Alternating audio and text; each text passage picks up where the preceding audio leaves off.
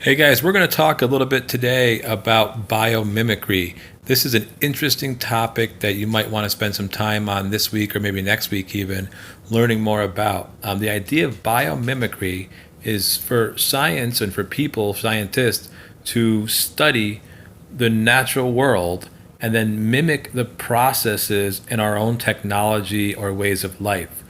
For instance, there's buildings in Dubai that were actually mimicked the way termites make these huge mounds. Have you ever watched in the movies or seen it in a show? These giant, like 6, 7, 8, 9 foot termite mounds in the middle of the desert, and they actually have air conditioning and heating systems in them just by the way that they are designed.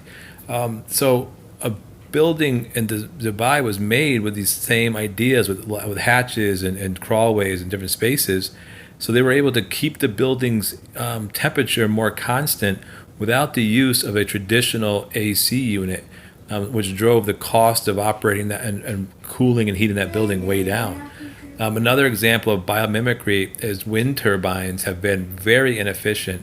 And while the idea of wind power is great, the truth is these wind turbines, the big fans that are on them, or what you want to call the fins on them, don't really generate the amount of electricity that they want or that they should. So, scientists were researching the way a whale, a big, huge, cumbersome whale, is able to gracefully swim through the water, and they realized these nodules on their fins is what allows it to occur. So they put those same nodules onto the wave or onto the fins of each of the windmills, and it actually boosts the amount of energy and the effectiveness of it by quite a bit. So those are some examples. So I was hoping maybe you guys will look into some more biomimicry ideas, or look at a problem that we have and try to see if the natural world's already solved it. Just a little inspiration here: a cat's tongue. If you've ever felt a cat's tongue, it's very rough, and believe it or not, that roughness is nothing compared to the big cats. The bigger the cat is, the more rough its tongue is. And that's because we have taste buds. They're actually called papillae. And cat's papillae are a special kind called the cava papillae.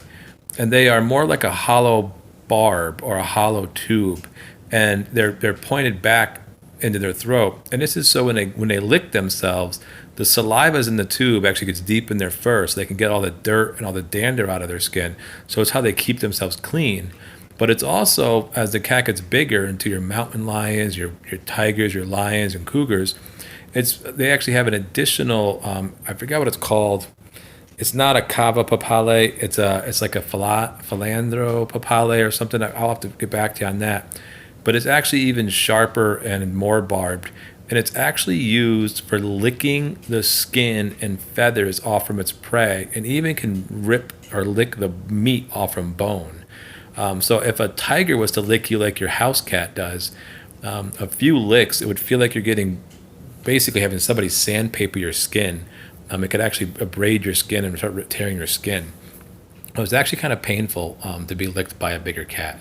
So scientists are starting to look at those cat tongue, the papillae and the cats, and thinking about how they can use that for deep cleaning, soft bristle appliances for getting deep cleans in rugs and couches and cars. So we already have these vacuum systems, but they're looking for even these ways of having these hollow pokes that go in there deeper and release the liquid, and that are also have the ability to brush up the dirt. So looking at a cat's papillae as an example of biomimicry that could be in the future a better cleaning way, or a better way of cleaning our fabrics and our vehicles and our rugs. So just an interesting little thing there called biomimicry. Look it up, biomimicry. It's very popular, and you can find all kinds of information, and maybe you can come up with the next big thing.